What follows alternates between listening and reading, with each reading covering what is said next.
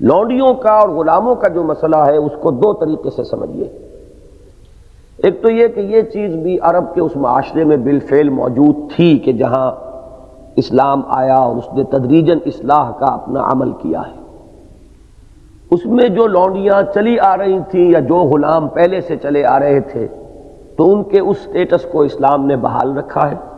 قرآن بھی یہی بتا رہا ہے اور سنت رسول سے بھی یہی ثابت ہوتا ہے۔ ترغیب دی ہے، فک رقبۃ او اطعام فی یوم ذی مسغبہ، آزاد کر دینا، غلامی کے بند کھول دینا، لوگوں کی گردنوں کو چھڑانا، یہ بہت بڑا نیکی کا کام ہے، لیکن کوئی قانونی اعتبار سے جس کو کہا جائے کہ یہ انسٹیٹیوشن ایبالش ہو گئی، اب یہ نہیں ہے، یہ قرآن میں نہیں۔ اس کے بعد ہم دیکھتے ہیں کہ جب جنگیں ہوئی ہیں، غزوات کے نتیجے میں جو مال غنیمت ہاتھ آتا تھا اس میں جو افراد مرد یا عورتیں وہ لونڈی یا غلام بنائے گئے ہیں سیرت النبی کے دوران، حیات طیبہ کے دوران، یہ بھی ایک واقعہ ہے۔ اس کو کہیں بھی آ کر ہمیں یہ معلوم نہیں ہوتا کہ اس کو ختم کیا گیا ہے، چاہے اس کے لیے بہتر سے بہتر سلوک کا حکم مل جاتا ہے، جو خود کھاؤ وہ انہیں کھلاؤ، جو خود پہنو وہ انہیں پہناؤ، یہ سارا معاملہ ہے کہ یہ غلام تمہارے بھائی ہیں، ان کے ساتھ اچھے سے اچھا سلوک کرو۔ پھر یہ کہ بہت سے گناہ یا خطائیں ایسی ہیں کہ ان پر جو کفارہ ہے اس میں یہ رکھ دیا گیا کہ کسی گردن کو آزاد کیا جائے، تو ان کی آزادی کے لیے ترغیب کا پہلو تو مل جاتا ہے، لیکن کہیں بھی قانونی اعتبار سے یہ کہ بس آج سے یہ معاملہ ختم ہوا، اب نہیں کوئی غلام ہوگا، یہ قرآن میں نہیں۔ البتہ یہ ضرور ہے کہ کسی بھی شخص کو پکڑ کر غلام بنا لینا آزاد کو، یہ بہت بڑے گناہوں میں سے، اسلام میں اس کی کوئی گنجائش نہیں ہے کہ کسی ملک کی آبادی کو پکڑ کر جہازوں میں بند کر کے آپ لے جائیں امریکہ میں اور غلاموں کی حیثیت سے انہیں رکھیں، یہ نہیں ہے۔ اسلام میں اس کے بعد اگر کوئی گنجائش ہے تو وہ خالص اسلامی اصولوں پر اگر قتال اور جنگ کا معاملہ ہوا ہو، اور اس میں کوئی وہ جو پرزنرز آف وار آج کل کہلاتے ہیں ان کے معاملے میں کہ اگر تو ان کو ایکسچینج کیا جا سکے فبہا، مسلمان ادھر سے کفار کو دے کر معاملہ چک جائے، سب سے اچھا۔ ایک شکل یہ بھی ہے کہ ان کو فدیہ لے کر ڈیمیجز جو ہیں وہ کلیم کیے جائیں، وار ڈیمیجز، اس کے بعد ان کے پرزنرز آف وار کو چھوڑ دیا جائے۔ اگر یہ دونوں صورتیں نہ ہوں اور ابھی کفر کے ساتھ اسلام کی ابھی حالت جنگ بھی جاری ہے، اگر تو فیصلہ کن غلبہ اسلام کو ہو گیا ہے اور اب کفر جو ہے مقابلے میں رہا ہی نہیں، پھر تو ہمیں ایک مل جاتی ہے ہدایت سورہ محمد میں صلی اللہ علیہ وسلم، اما منن بعد و اما فدان، لیکن اسخنتم کا لفظ ہے وہاں پر، اگر کفر کی قوت توڑی جا چکی ہو، کچلا جا چکا ہو، تو پھر ان کو پی او ڈبلیوز جو ہیں وہ بھی، ان کو آپ بغیر کسی معاوضے کے صرف احسان دھر کر چھوڑ دیں، یہ بھی راستہ ہے، اور اگر معاوضہ لے کر فدیہ لے کر چھوڑ دیں تو یہ بھی راستہ ہے۔ لیکن اگر یہ شکل نہ ہو جو شرط اولین ہے کہ کفر کی کمر بالکل ٹوٹ چکی ہو، بلکہ ابھی گویا کہ ایک کشمکش کا دور چل رہا ہے، اس دور میں اگر ان کو ہم چھوڑ دیتے ہیں تو وہ طاقت کفر کی جو ہے اس کو تقویت حاصل ہوتی ہے، لہذا اس کی بجائے ان کو غلام بنا کر مسلمان معاشرے میں ان کو جذب کر لینا، یہ ایک راستہ ہے جسے حکمت خداوندی نے کھلا رکھا ہے۔ ہم نہیں کہہ سکتے کہ کسی وقت وہ ایسا مرحلہ آئے کہ پھر واقعتاً یہ محسوس ہو کہ اس کا کھلا رہنا ہی مصلحت میں تھا دین کی، یہ تو ہو سکتا ہے کہ کبھی حالات ایسے ہوں اور معلوم ہو، بہرحال کو یہ ماننا پڑے گا کہ اس راستے کو اسلام نے بند نہیں کیا ہے۔ اس میں جو حکمتیں ہیں وہ بھی ذہن میں رکھیے کہ اگر ان مردوں یا عورتوں کو ہمیشہ کے لیے کنسنٹریشن کیمپس کے اندر ڈالا جائے تو یہ در حقیقت زیادہ بڑا ظلم ہے، بجائے اس کے کہ انہیں ڈسٹریبیوٹ کر دیا جائے مسلم سوسائٹی میں اور اس طریقے سے انہیں اس سوسائٹی میں جذب کیا جائے۔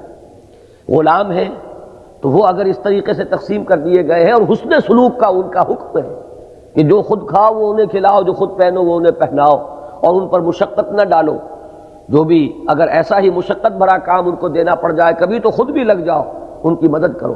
اس اخلاقی ہدایت کے ساتھ اگر اس طرح انہیں معاشرے میں تقسیم کر دیا جائے تو مسلمانوں کے حسن سلوک سے متاثر ہو سکتا ہے کہ بہت سے لوگ اسلام لے آئیں، اور مسلمان جو ہیں وہ خود انہیں بہت سے اپنی نیکی کی وجہ سے آزاد کر دیں اور وہ مسلمان معاشرے کے اندر آنریبل قسم کے شہری بن جائیں۔ یہ بات صرف نظری نہیں ہے، تاریخ اس کی پشت پر ہے، گواہی موجود ہے کہ مسلمانوں کے ہاں یہ غلاموں کا جو معاملہ ہوا ہے تدریجاً، انہی غلاموں میں سے حکمران بنے ہیں، انہی غلاموں میں سے بڑے بڑے ائمہ دین ہیں جن کی جوتیاں سیدھی کرنا جو ہے وہ شہزادوں نے اپنے لیے موجب فخر سمجھا ہے۔ تو وہ راستہ کھلا رکھا ہے، اور اس طریقے سے ایک بڑے گریجول اور نیچرل طریقے پر ان غلاموں کی ایمنسیپیشن ہوئی ہے، اور صحیح طریقے پر ہوئی۔ اسی طرح لونڈیوں کا معاملہ ہے، آخر وہ بھی انسان ہیں، ان کی بھی سیکشول ارج ہے، انہیں اگر سوسائٹی میں تقسیم کر دیا جائے اور ان کے اس ارج کی تسکین کا کوئی سامان نہ ہو تو نہ معلوم کتنا گند اس کے ذریعے سے پھیلے گا۔ تو اگر وہ بھی مسلمانوں میں اس طرح تقسیم ہو اور ان کے ساتھ بھی وہ سیکشول معاملہ جو ہے وہ ہے اور قانونی ہے، اور جو بھی اولاد ان سے ہو وہ اس مرد کی اولاد شمار ہوگی، وہ آزاد ہوگی، اس کے غلام ہونے کا تصور نہیں ہے۔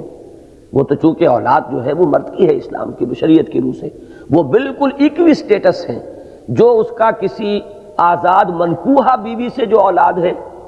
اس کا سٹیٹس اور جو اس کی لونڈی سے اولاد ہوئی ہے اس کے سٹیٹس میں کوئی فرق نہیں، بلکہ جس لونڈی سے کوئی اولاد ہو جائے اب اس لونڈی کا سٹیٹس بلند ہو جاتا ہے، اس کا لیے اصطلاح ہے ام ولد،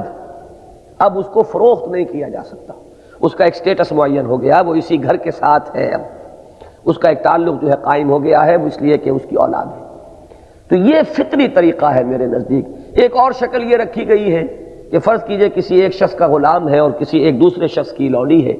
یا ایک ہی شخص کے غلام اور لونڈی بھی ہے، وہ ان کو نکاح کرنے کی اجازت دے دے، ان غلاموں اور ان لونڈیوں کا اگر نکاح ہو جائے گا اس غلام اور لونڈی کا، تو یہ گویا کہ اب وہ لونڈی جو ہے حرام ہو جائے گی اپنے آقا پر، اس لیے کہ یہ معاملہ جو ہے وہ عقد میں آ گئی ہے ایک غلام کے، اور وہ اولاد جو ہے وہ غلام ہوگی، اس لیے کہ وہ غلام باپ کی اولاد ہے۔ یہ ہے در حقیقت شریعت کا نظام جہاں تک میرے علم میں ہے، اور یقیناً وہ اس سے چونکہ ہمارے یہاں بہت ہوا ہے آزادی کا اور ہیومن ڈگنیٹی کا، چاہے وہ ڈگنیٹی ابھی دنیا میں فی الواقع کہیں ہے نہیں، لیکن وہ ذہنوں میں، لفظوں میں،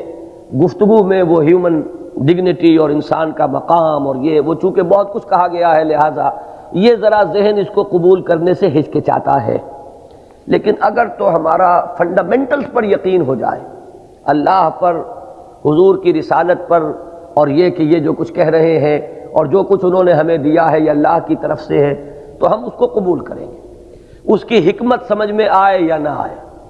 وہ دنیا میں کسی خاص زمانے میں جو حالات ہیں اس میں وہ پیلیٹیبل محسوس ہو یا نہ ہو، لیکن ہم اسے قبول کریں گے تو اس لیے کہ وہ کتاب و سنت نے ایک چیز کو جائز ٹھہرایا ہے تو وہ چیز ہمارے نزدیک جائز ہوگی۔ اور جیسا کہ میں نے عرض کیا ہے، میرا مطالعہ یہی ہے کہ اس انسٹیٹیوشن کی فائنل ایبولیشن قرآن مجید میں کہیں نہیں آئی، البتہ وہ کلیکٹیو میتھڈز اختیار کیے گئے ہیں، تدریجی اصلاح ضرور ہوئی ہے، لیکن یہ کہ راستہ اب بھی کھلا ہے، اگر کہیں اس طرح کی صورتحال کہیں ہو جائے تو یہ ہو سکتا ہے کہ کسی وقت محسوس ہو کہ یہ ہے اللہ تعالیٰ کی حکمت بالغہ جس کے تحت کہ اس چیز کو مطلقاً حرام نہیں کیا گیا، جیسے کہ شراب مطلقاً حرام ہو گئی، تدریجاً ہوئی، ایک وقت میں صرف یہ بتایا گیا کہ اس میں گناہ کا پہلو جو ہے وہ زیادہ ہے اس کی منفعت کے پہلو سے، بات چل رہی ہے۔ اس کے بعد ایک وقت آیا کہ کہا گیا کہ دیکھو جب نشے کی حالت میں ہو تو نماز کے قریب مت پھٹکو، اس سے بھی اندازہ ہو گیا کہ رخ کیا ہے، لیکن ابھی فائنل ایبولیشن نہیں ہوئی۔ پھر سورہ مائدہ کی وہ آیت بھی آ گئی، فَهَلْ أَنْتُمْ مُنْتَهُونَ، اب باز آتے ہو کہ نہیں آتے، اب یہ گویا کہ آخری بات ہے، لیکن یہ کہ غلامی کے لیے اس طرح کی کوئی چیز قرآن مجید میں موجود نہیں۔ یہ ہے جو میں عرض کر سکتا تھا اور اس میں خاصا وقت بھی لگ گیا، بہرحال اس پر آپ مزید کسی وقت علیحدگی میں مجھ سے گفتگو کا وقت نکال لیجئے۔